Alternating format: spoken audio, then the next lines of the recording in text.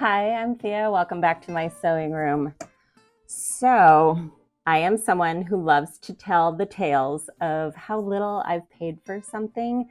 Everyone loves a good deal and a good score. Since I'm an avid thrift shopper, I do have luck. But I am also somebody who is willing to admit when I might have overpaid for something. So those of you with a keen eye might recognize this machine. This is a Singer 301 LongBed. And did I overpay for the machine? Maybe. In my area, the going rate is typically $200 to $400. So I paid $363.40 for this machine. So I'm definitely at the higher end of that. However, sometimes it's a mental relief to just throw money at the problem. And my problem was knowing how well my 301A worked. And I became obsessed with wanting the longer, bigger, badder version of what I had. And being somebody who loves to tell the tales of like deals I've found and how little I've spent on something, every once in a while though, I will just bite the bullet and consider this an investment. Learning a craft, you need tools. Sometimes those tools are expensive and it's an investment. Sewing for me has been a craft that seems endless, and learning about these machines also seems endless. There are so many out there to learn about, and even just if you follow one particular model that you love a lot, like I love this model, there's so many things to learn about it. I cannot tell you how excited I am to learn how to free motion sew on this. I am beyond excited. And I look forward to that. So I decided it was worth the investment in me for this machine to spend that little extra money and, enjoy my craft. So if that's a hang up for you and you are able to afford a little now for your personal enrichment, go for it. So with that said, I just wanted to address that because usually I come on here and talk about what great deal I found. And I do wish I would have found this at my local thrift store, but I didn't. I found this online and I had to snatch her up. So let me tell you a little bit about her. So the one thing I need to mention, did feel very confident about buying this machine online. It felt like I was working with a seller that was really quick to answer, provided videos of it working, and answered all the questions that they could. However, this is my bad for not asking, but also I feel like a seller should also mention this particular situation.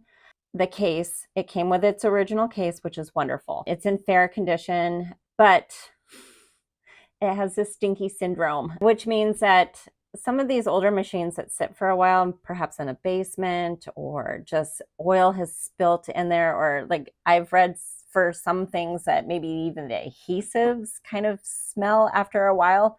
Any of these vintage machines, any of them that might have a drip pan or any kind of absorbent surface that it could surround the machine, oil, whatever else could get in there and get moldy and stinky. It was just terribly stinky, super noticeable. The machine itself was not stinky, so I was grateful for that, but the case, whew, boy, it was so bad. And I would show it to you right now. However, I am doing the sun treatment in one of my vehicles out in my driveway where you open it up, spread it all out, and let the sun kind of cook away the smell. But I live in the Pacific Northwest of the United States, and we're kind of known for rain. And it is the beginning of summer, and it is currently raining, and it is 62 degrees. So I don't know how well the sun cook method is going to work for me. So if you have any recommendations for treating a stinky case, please let me know. I have read up on a few options of like putting cat litter in the case. The sun method seemed to be the one that most people seem positive about. So I'm trying that first. But if you've ever recovered a stinky case, please let me know what you did. I am very interested. I'm not going to be mad at the seller, but I do think they should have mentioned it. So, but otherwise the machine is perfect. Here's a glamour shot of my 2301 lady. So I definitely was fibbing a little bit when I said the machine was perfect. Functionally, she's perfect. However, she needed a deep clean. As you can see, lots of lint buildup from use around the tension disc. The whole tension assembly, I took it off and gave it a deep clean. I highly recommend doing this for any vintage machine that you receive, just in case, because it's so important to have those discs clean. And also underneath, boy, we had a thick buildup of lint down there. So I got her all spick and span. She actually still powered on and sewed with all of that lint buildup in there. I had to do a test once I received it before I did any kind of anything to it. And also, she did have some surface paint splatter, like maybe from a room painting or something. It looked like latex paint. I was able to scrape off a few pieces with my fingernail. However, there were a few tough pieces, and I don't recommend doing this.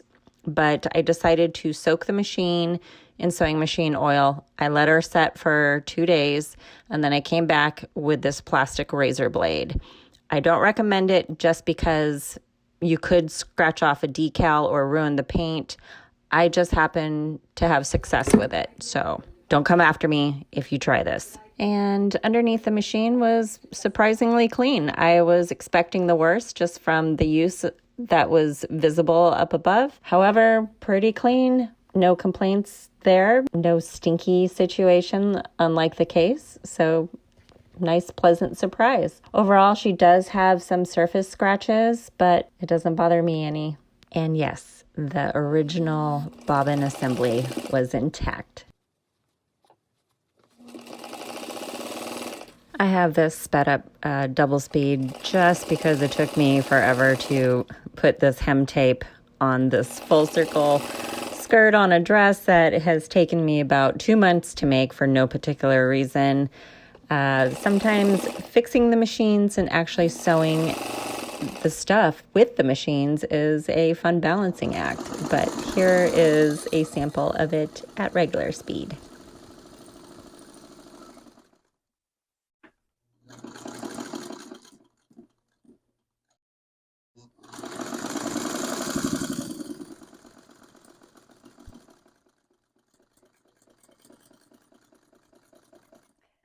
So I am so excited to learn everything that I can about this machine. I feel like if I'm going to become an expert on any machine, it's going to be this particular machine.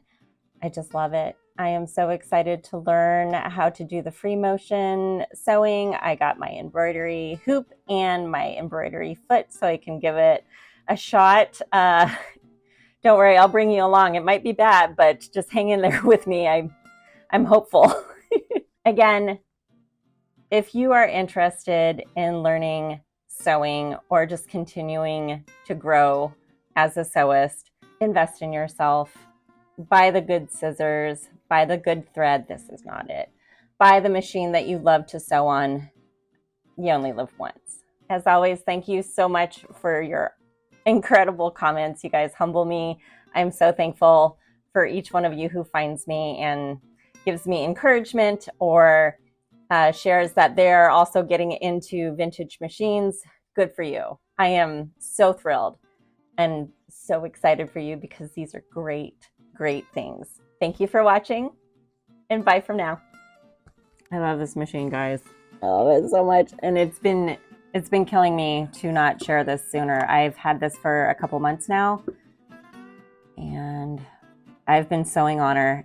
She is wonderful. She doesn't have a name yet, so I have to think that over.